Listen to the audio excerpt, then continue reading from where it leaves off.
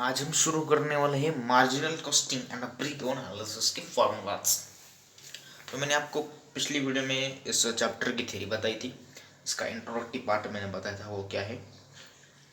अगर आपने वो वीडियो नहीं देखी है तो पहले उस वीडियो को देखो और फिर इस वीडियो पे आ जाना। तो इस वीडियो में मैंने क्या डिस्कशन किया है, देखो मतलब क्या डिस्कशन करने वाले हैं।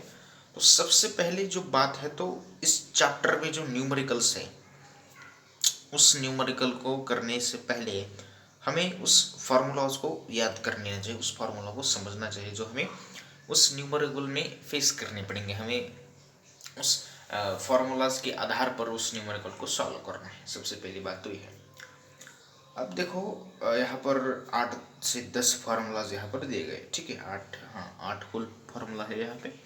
मैं आपको एक एक करके ये समझाता हूँ, बताता हूँ क्या है क्या नहीं। आप उस फार्मूला को याद कर लेना, बार बार लिख लेना, जो करना है वो कर लेना, अपनी अपने अपने तरीके से कर लेना, ठीक है। अब देखो, सबसे पहला फार्मूला है कंट्रीब्यूशन। आपको क्या करना है, कंट्रीब्यूशन फाइंड आउट करना है। अब कंट्रीब्यूशन मतलब म्हणजे वाटा, सेल्सचा किती वाटा आहे तो। इसका फॉर्मूला ये कह रहा है कि सेल्स माइनस वेरिएबल कॉस्ट। आपको क्वेश्चन में सेल्स दी गई होगी, उस सेल्स में से माइनस करो वेरिएबल कॉस्ट, ठीक है। इस तरीके से वेरिएबल कॉस्ट कितनी अमाउंट में दी होगी, सेल्स वो अलग अलग टाइप का दिया होगा। अब देखो समझते हैं कि वेरिएबल कॉस्ट क्या होती है। वेरिएबल कॉस्ट का मतलब होता है ऐसी कॉस्ट जो बदलती रहेगी, मतलब कभी हो सकती है कभी नहीं हो सकती, मतलब कभी लगेगा खर्चा कभी नहीं लग सकता, ऐसा। और दूसरी होती है फिक्स कॉस्ट। फिक्स कॉस्ट का मतलब होता है कि आपको खर्चा करना ही पड़ेगा। जैसे कि रेंट, अगर आपने रेंट पे रह रहे हो तो आपको रेंट मतलब रेंट, आप घर पर मतलब किराए से घर पर रहते हो तो किराया आपको देना पड़ेगा। जैसे कि बिजली का बिल, इलेक्ट्रिसिटी बिल, ये सब कुछ, टेलीफोन बिल एक्सेट्रा। तो ये सभी आपकी फिक्स्ड कॉस्ट होती है, ठीक है, इस तरीके से।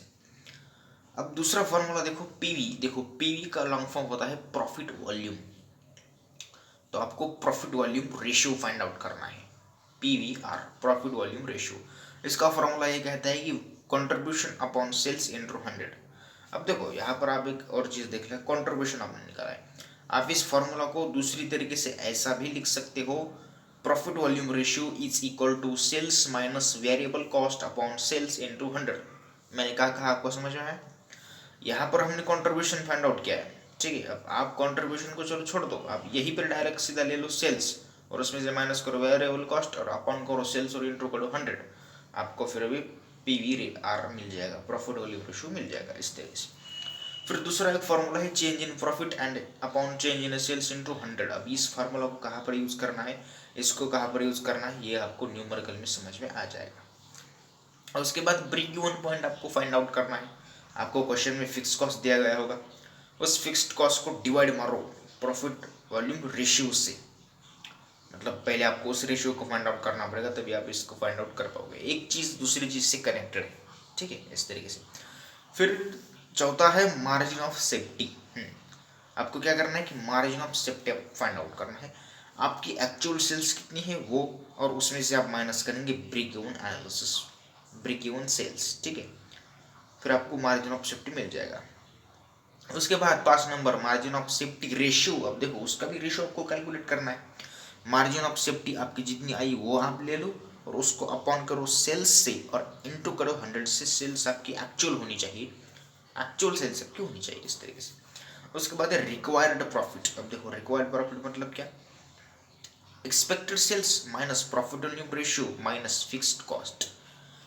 एक्सपेक्टेड सेल्स में से माइनस करो प्रॉफिट वॉल्यूम रेशियो, फिर माइनस करो फिक्स कॉस्ट, आपको जो मिलेगा वो आपका रिक्वायर्ड प्रॉफिट। एक्सपेक्टेड सेल्स आपको क्वेश्चन में दी गई होगी, प्रॉफिट वॉल्यूम रेशियो आप फाइंड आउट करोगे इस फॉर्मूला से, और फिक्स कॉस्ट आपको क्वेश्चन में दी गई होगी, इस तरीके से, ठीक है। उसके बाद है क्या है, रिक्वायर्ड सेल्स। रिक्वायर्ड प्रॉफिट आपको पता है, expected sales minus profit volume ratio minus fix cost. फिर है रिक्वायर्ड सेल्स। अब देखो रिक्वायर्ड सेल्स मतलब fixed cost plus expected sales, sorry expected profit upon profit volume ratio. देखो फिक्स्ड कॉस्ट क्वेश्चन में दी गई होगी, एक्सपेक्टेड प्रॉफिट भी क्वेश्चन में दिया होगा, इन दोनों को ऐड करो और डिवाइड मारो प्रॉफिट वॉल्यूम रेशियो से।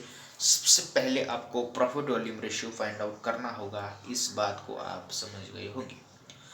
प्रॉफिट वॉल्यूम रेशियो आप जब तक कैलकुलेट नहीं करते तब तक आपको आगे की चीज़ें आसान नहीं होगी। सबसे पहला profit volume ratio accurate calculate करना है, इसको कैलकुलेट किए बगैर आगे का कुछ भी हम नहीं कर सकते। उसके बाद एक लास्ट फॉर्मूला यहाँ पर जाएगी, fix cost upon sales into profit volume ratio minus profit. Fix cost ज़्यादातर क्वेश्चन में दी गई होती है, लेकिन अगर क्वेश्चन में फिक्स्ड कॉस्ट नहीं दी गई है तो हमें कैलकुलेट करनी पड़ेगी। सेल्स ले लो, उसके इंटू करो प्रॉफिट वॉल्यूम रेशियो से और माइनस करो प्रॉफिट, इस तरीके से। ये देखो, देखा।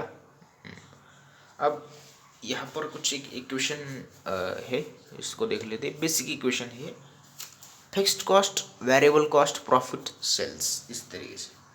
मतलब फिक्स्ड कॉस्ट और वेरिएबल कॉस्ट इन दोनों को माइनस करो सेल्स से तो आपका आएगा प्रॉफिट। सेल्स यहाँ पर लीजिए, इस सेल्स में से इन दो अमाउंट को माइनस करोगे आपको बीच वाली बैलेंस से फिगर मिल जाएगी, इसका मतलब ये है। ठीक है, आई होप आपको ये सभी फॉर्मूला समझ में आ गए होंगे। मैं एक बार आपको फिर से दिखा देता हूँ। चलो देखो, यहाँ से देखो, marginal costing and break even analysis formulas यहाँ पर एक नंबर से लेकर ये आपके 8 नंबर तक, और ये यहाँ पर एक आपका बेसिक इक्वेशन। ठीक है, okay, done. So okay, I hope आपको ये वीडियो पसंद आ गई होगी। अगर आपको ये वीडियो पसंद आ गई है तो लाइक, शेयर, सब्सक्राइब करो एंड कमेंट भी करो। और इसके बाद हम इस चैप्टर पर कुछ न्यूमेरिकल देखेंगे। उसके बाद हम budget and budgetary control chapter को भी देख लेंगे। उसके बाद हमारा यहाँ पर सिलेबस खत्म होता है। उसके बाद हम एमसीक्यू की सीरीज लेकर आने वाले हैं आपके लिए। सभी चैप्टर पर आपको एमसीक्यू मिलेंगे, एडवांस अकाउंटिंग के एमसीक्यू मिलेंगे और मैनेजमेंट अकाउंटिंग दोनों सब्जेक्ट के मिलेंगे। और बाकी के भी कुछ अगर सब्जेक्ट है तो उस पर भी हम देख लेते हैं। ठीक है, okay, thanks for watching this video.